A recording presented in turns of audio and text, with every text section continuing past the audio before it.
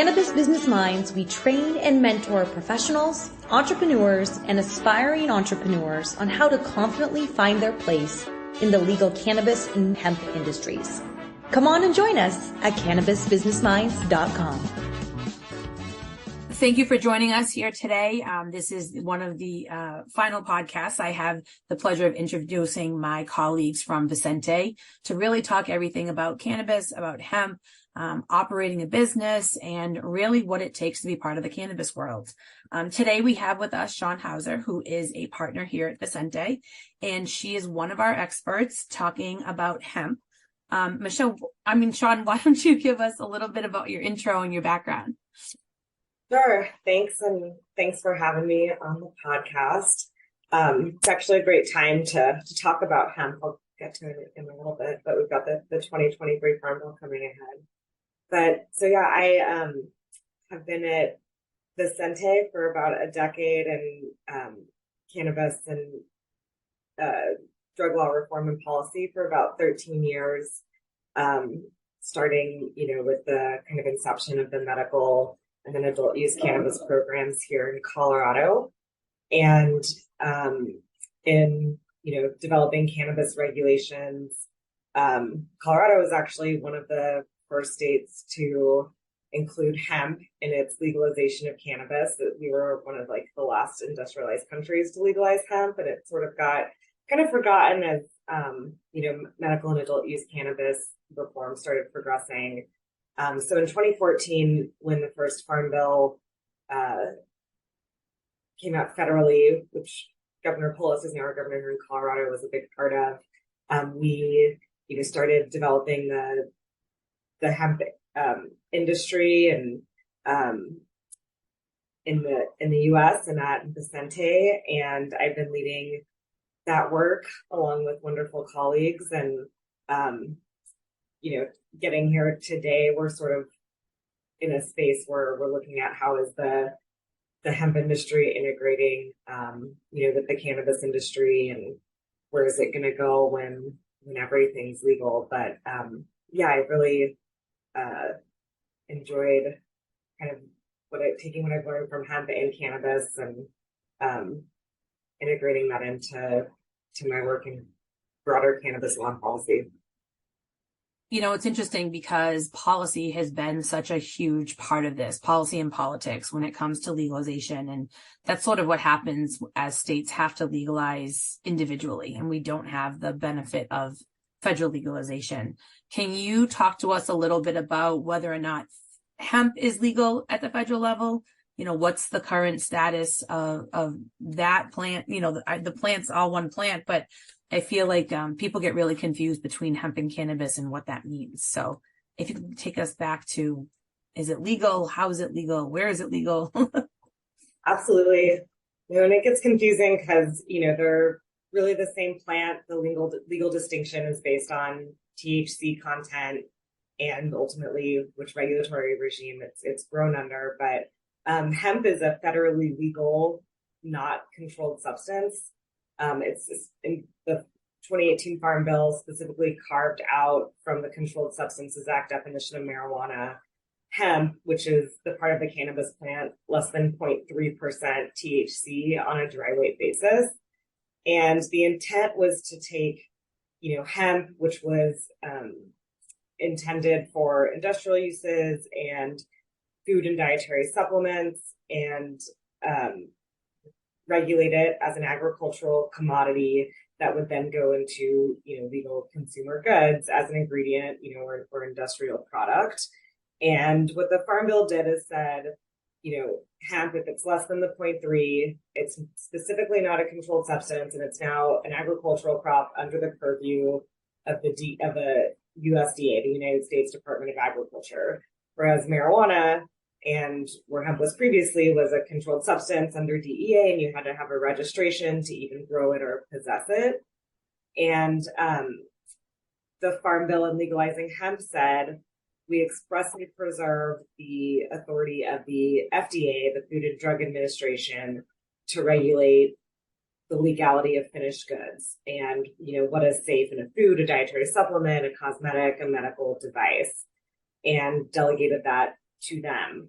And FDA still 5 years today after the Farm Bill, they finally said this year, we don't think the food and dietary supplement framework is really appropriate, even for CBD and certain other hemp ingredients, and I can get more into that.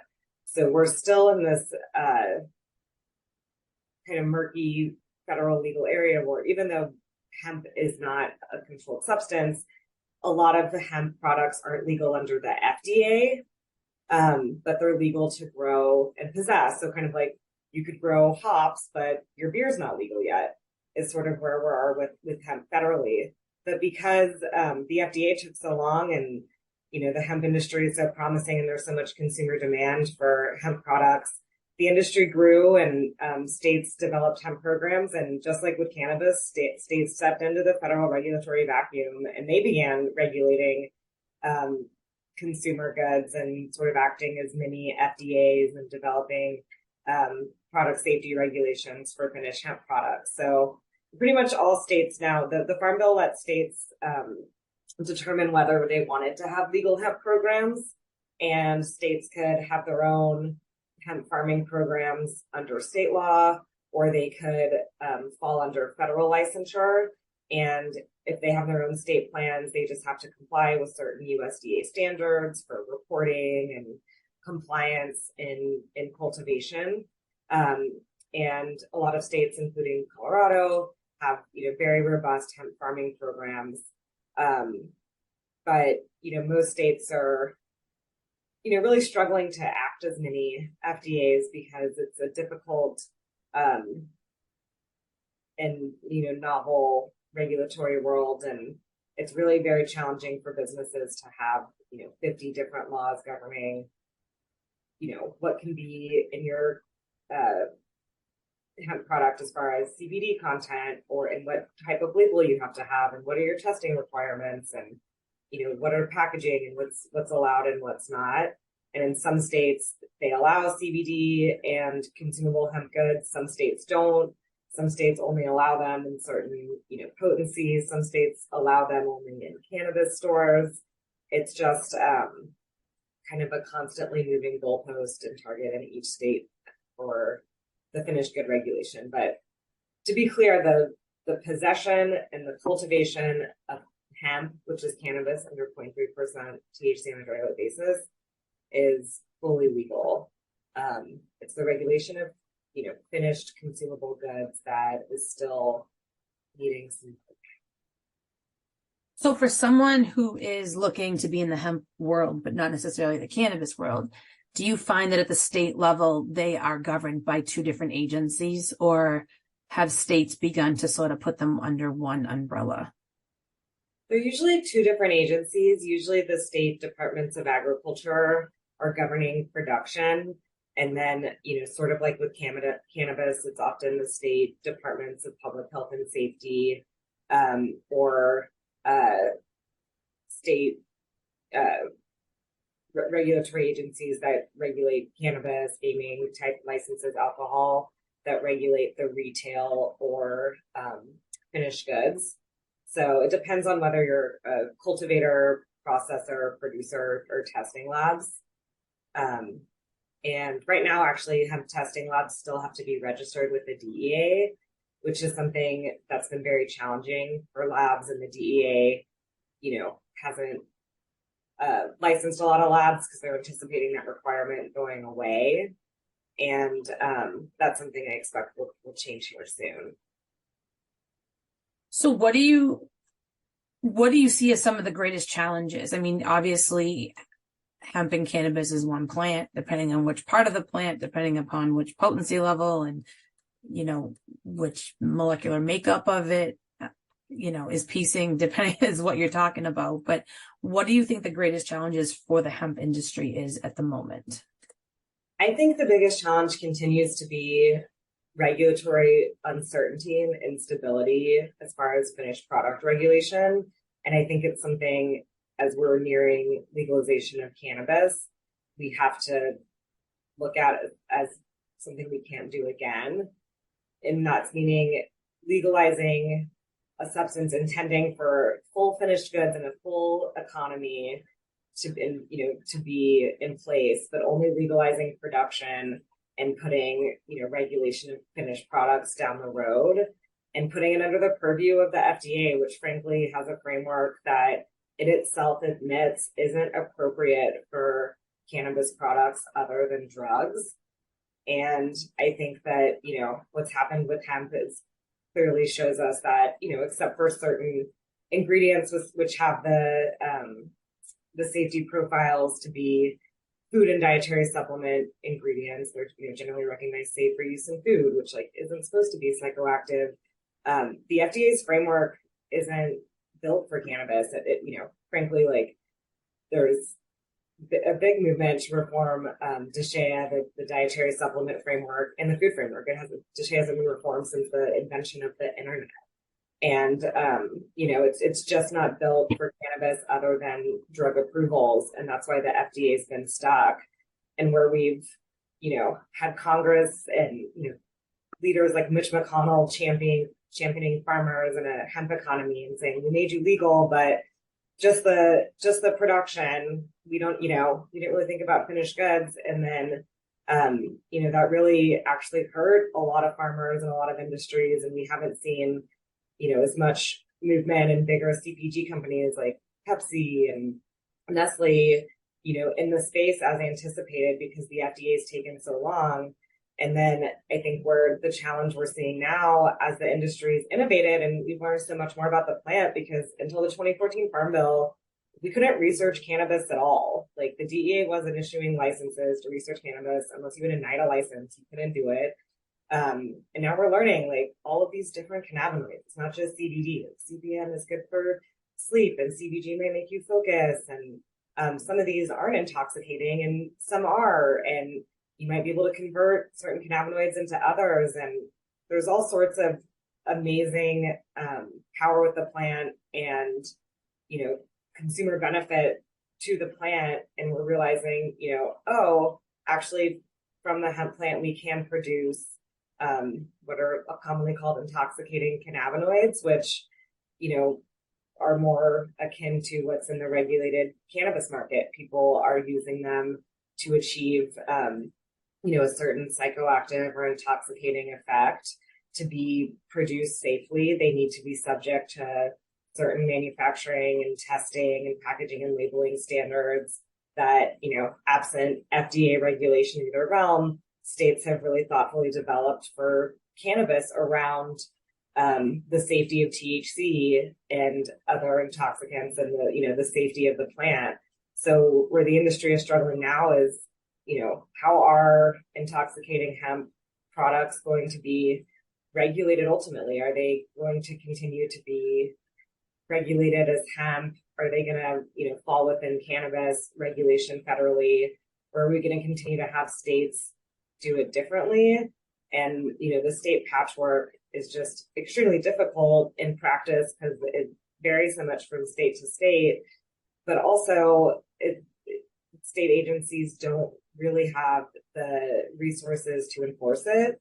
And, the FDA at the same time hasn't enforced its position that, most of these ingredients are illegal. So the companies that are complying with, fundamental product safety standards, GMP, making sure there's no contaminants, heavy metals, truth in packaging and labeling, are playing in the same playing field with, companies who are not and are making dangerous products. And of course, any product can be made unsafely if you don't follow, fundamental product safety standards, and especially products with intoxicating effect. So the industry is really struggling with that, sort of playing field and remaining uncertainty on what's going to happen federally. And then, I think that makes it very difficult for regulators and consumers too.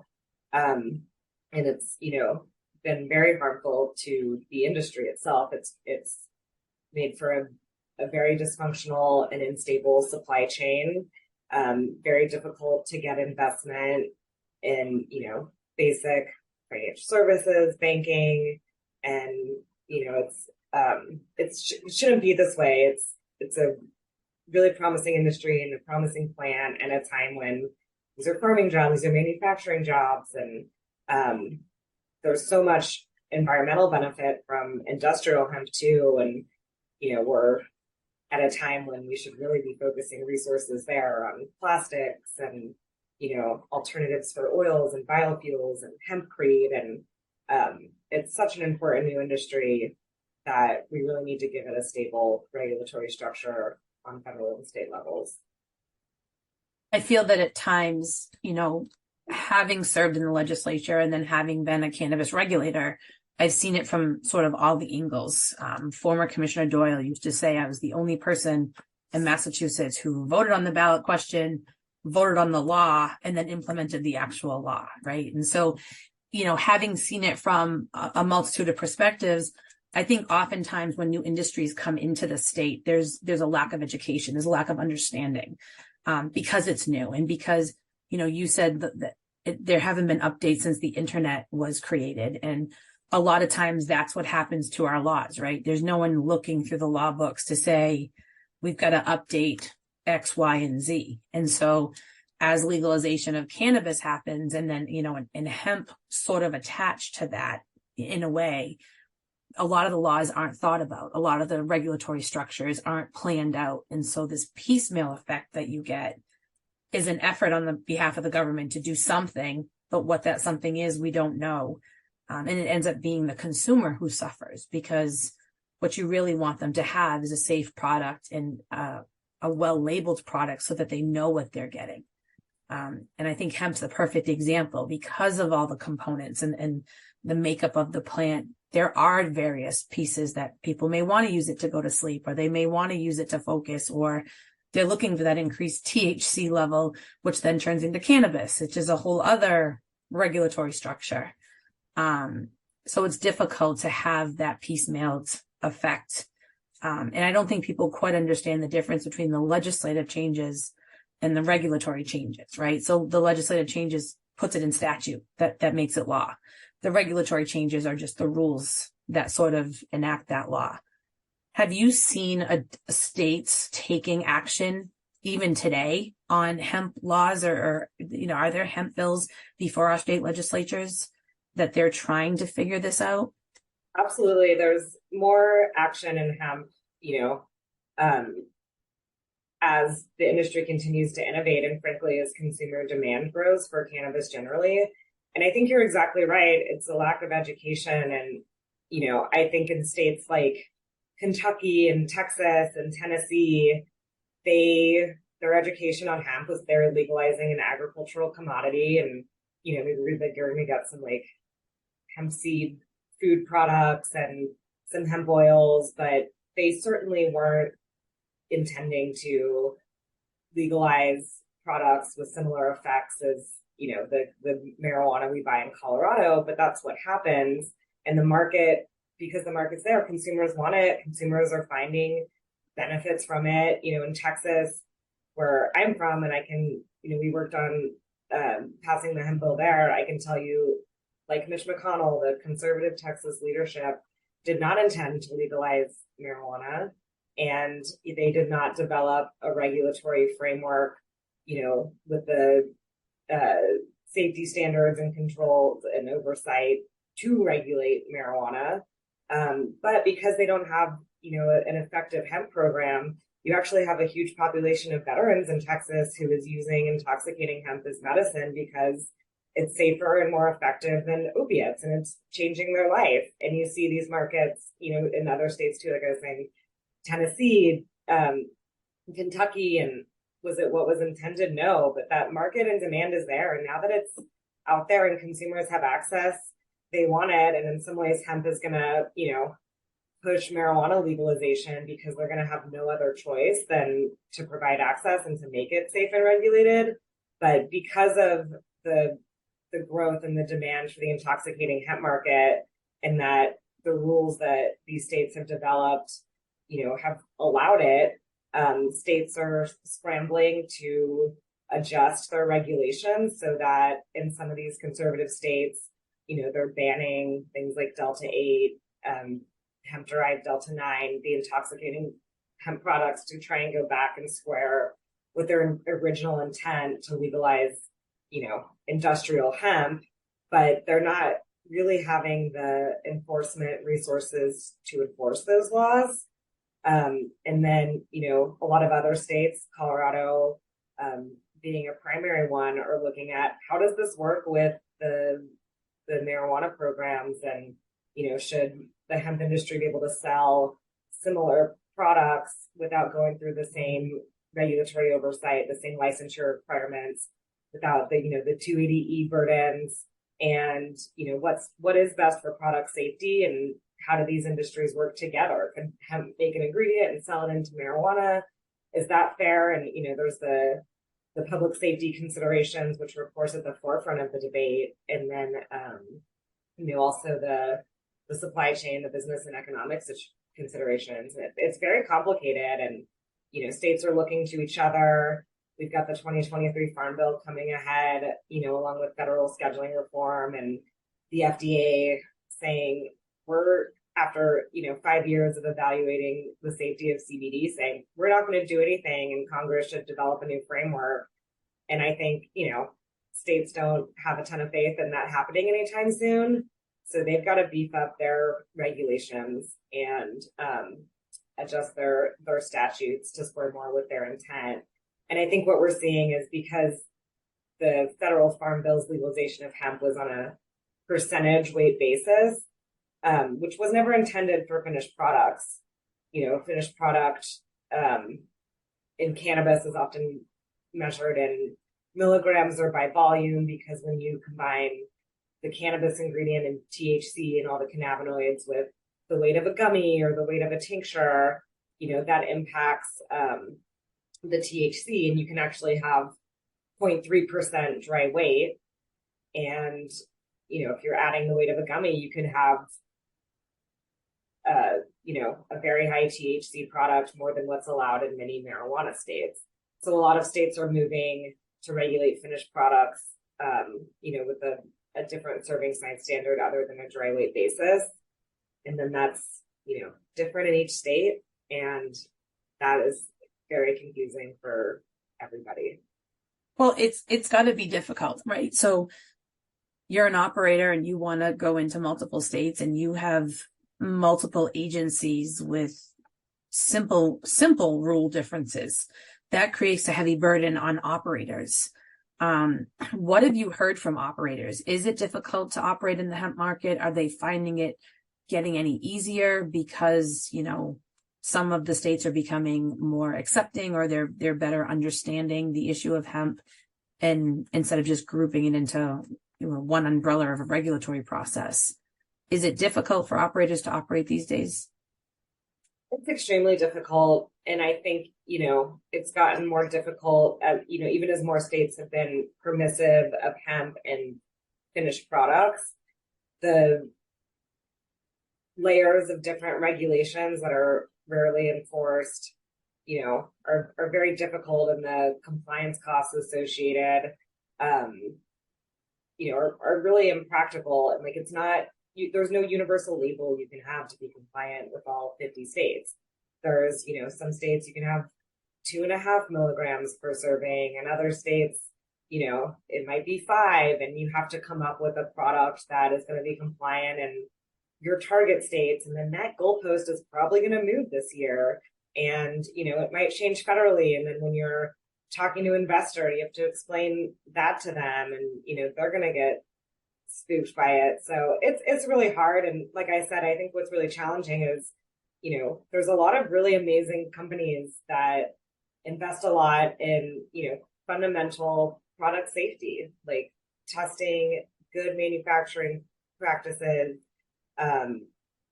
purity, food and pharmaceutical standards. And because the states don't have resources to enforce, and it's, the FDA is not coming to inspect these businesses. They're just playing in the same sandbox with sort of non-compliant actors, and it's difficult to compete in the market, and it's tough for consumers to know the difference. So it's incredibly difficult. And the industry has had, like cannabis, challenges getting organized to push to influence, real changes in federal state laws. It's, been difficult to move even bipartisan supported, what seem like no-brainer bills through Congress, and the state laws. There's really smart, diverse group of stakeholders that spend a lot of, time and money developing good state regulations, and then they're not enforced, and then they change. So it's tricky, but it's also, I think part of the duty and responsibility of being in this new industry, and I think something that's going to inform broader cannabis regulation going forward by learning the hard way. But we really need a federal solution and more state coordination to be where the industry deserves to be. I feel like that would be helpful on the cannabis side too. I mean, I think we're all waiting to see what the feds do with legalization in general and how that plays out. And, as a former regulator, all the work we did to stand cannabis up in Massachusetts and then work with our Mass Department of Agriculture to deal with the hemp side of it, are the feds going to undo everything we all had to do? Yeah. And that's sort of the question, is, are they going to just unravel everything we did? Don't buy too many labels if you're an operator, because they're going to change. Definitely in hemp. And frankly, hemp and cannabis really need to work together right now with intoxicating hemp. There's been this divide where it's who gets this market. And it's like, look, this whole plant, we're all on the same side. It needs to be regulated and not controlled. And we need to have a broader regulatory structure that allows for all these products. And it shouldn't be as burdensome and, as the cannabis regulatory structures are in some states where it's impractical. And it shouldn't be as loose as some of the hemp regulations are in some states where it doesn't do enough to, have fundamental product safety standards. But we're the same plant, and, there's a lot of similarities, and we need a structure that allows for a stable, regulatory regime for both. And we need to be working together, not against each other. We got bigger enemies out there, and not a lot of resources. So, I hope the industry can work together more. So we have a lot to learn from each other.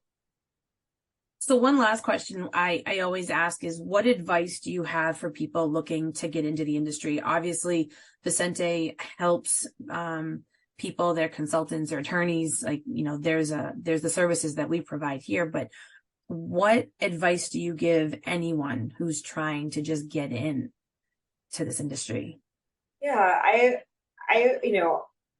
think that the cannabis industry remains very promising. Like, look, it's only going in one direction. This is still the ground floor, and these are early years of fighting out of like decades of prohibition. I mean, and we fought to get legal. Like, these are our first legal years. It's not going to change overnight. And if you have a good team and you make, a smart business plan, and you are informed on where the regulations are and where they could be going, and understand it's part of the job to be a part of shaping them as, being in the industry, you can succeed. And there's a ton of opportunity out there. And if you get to, focus on fundamentals like basic product safety and, not doing too many things at once and having a strong team, I think there's tremendous opportunity in, clear growing consumer demand, and a great opportunity to influence, law and policy for the future, as an operator in this space. So, I think focusing on fundamental compliance and product safety and being informed and engaged in the law and policy is where I guide people. Like I said, having a good team and people you trust and enjoy like we do. It's certainly an adventure, I will say, having watched people try to enter the space of cannabis in general. It's such an adventure because there are so many components to it that you don't even think of. Everyone is worried about compliance, but at the same time, you have licensing, enforcement, and local inspections and local permitting and whatnot. It's almost like there needs to be a course in how to open a business. But the insight that you give us into hemp, I mean, I think really one of the important takeaways is that it's not over. I mean, things are constantly evolving, and there's such an important piece to pay attention to when it comes to the regulatory practices of your state, what the legislature may be doing with bills that are before them. Because there are still people that are looking to change the way things are. There are still people looking to get rid of it. And if they don't want it here and they don't want a legal product, but there are also people pushing to make it safer and make the product as safe as they can. And with that comes a whole host of regulatory changes. So thank you so much for being with us today. We're going to give out your contact information so people can contact you if they want to contract with Vicente or they have questions for you. Yeah, absolutely. No, thank you for having me. Thanks so much for listening to this week's show. Please subscribe wherever you get your podcasts. And if you enjoyed this, leave us a 5-star review. Make sure that you share this episode on your social media and tag us in the Instagram stories. You can find us wherever you go on social media. Just look up Cannabis Business Minds. Have an idea for the show or something that you want to talk about? Shoot us an email at podcast@cannabisbusinessminds.com.